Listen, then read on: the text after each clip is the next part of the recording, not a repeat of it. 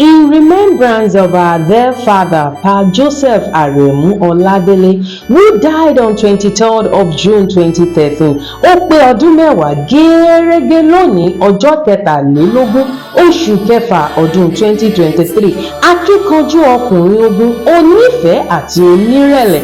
You taught us the meaning of hard work and dedication, always leading by example, always striving for perfection.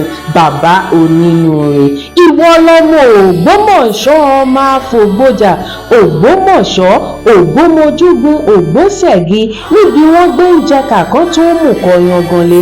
Ogun òjàjàjà kókó Ògbómọ̀ṣọ́ rí, ẹ̀yìn ti dínú ọkọ̀ ẹ̀sìn ni. Ògbómọ̀ṣọ́ ń ṣe ọ́, olóòrè bọ̀ṣun.